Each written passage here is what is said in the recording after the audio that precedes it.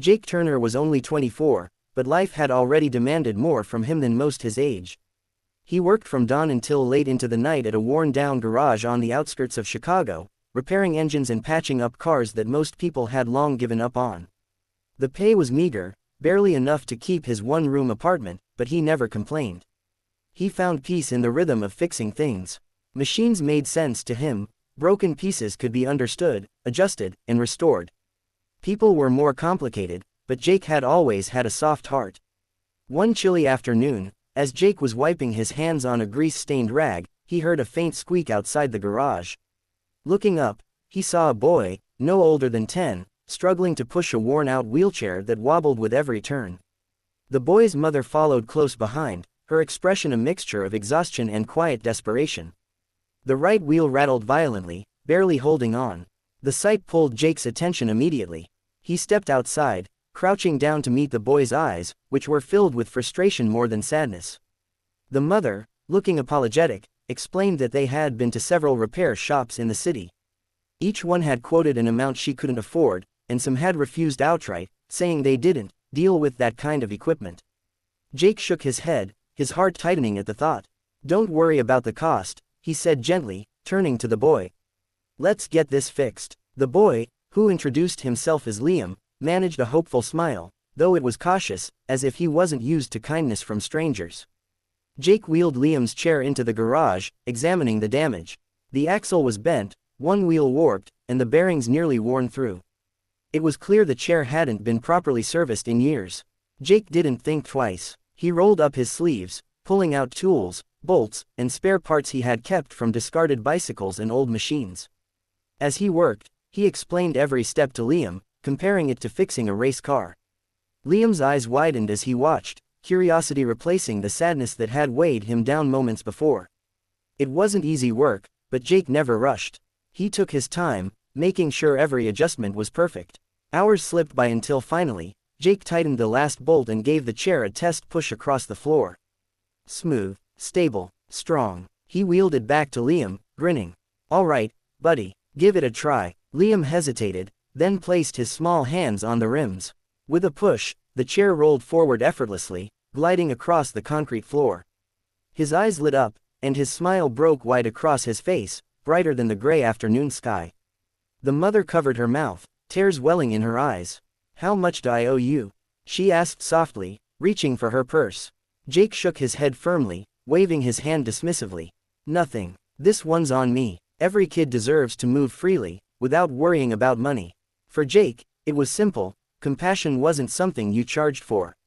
He didn't realize, in that moment, that this small act would ripple far beyond his quiet garage and reach places he could never have imagined. As Liam wheeled himself out, laughing for the first time in a long while, Jake leaned against the doorway, watching them go. The boy turned back once to wave, his joy undeniable, and Jake felt something warm settle in his chest. He thought it was just another day, just another repair. But in truth, it was the beginning of something far greater. For in giving freely, Jake had unknowingly set the stage for a life-changing twist of fate that was already on its way to him. 2 days later, Jake was back at the garage, hunched under the hood of an old pickup truck, when a sleek black car pulled up outside. It was the kind of vehicle that didn't belong in his neighborhood: polished chrome, tinted windows, and an engine that purred like perfection. Jake wiped his hands, cautious, as the back door opened. Out stepped a tall man in a tailored suit, his presence commanding attention. Behind him was Liam, the same boy Jake had helped. But this time, Liam's smile was even bigger, filled with excitement and anticipation. The suited man extended a hand toward Jake. "Mr. Turner?" he asked in a deep, confident voice.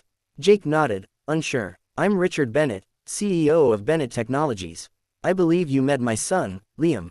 Jake froze. This was Liam's father, one of the most powerful businessmen in the city, maybe even the country.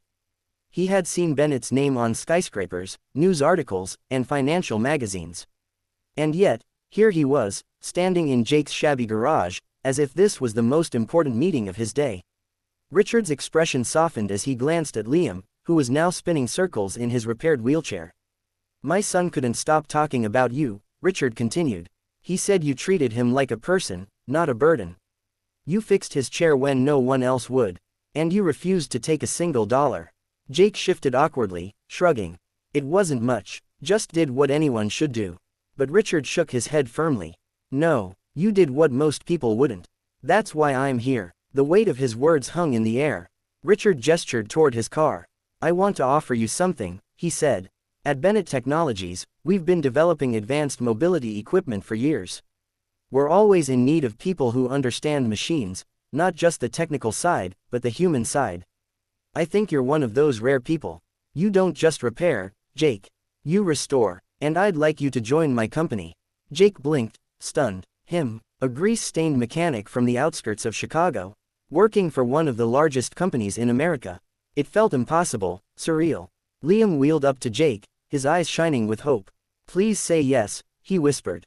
You helped me more than anyone else ever has. Imagine how many other kids you could help if you worked with my dad. Jake's throat tightened. He looked from Liam to Richard, then back at his garage, the cracked walls, the old tools, the life he had built in quiet obscurity. For years, he had believed this was all he could be. But now, standing in front of him, was a chance to change not just his life, but the lives of countless others. After a long silence, Jake finally nodded.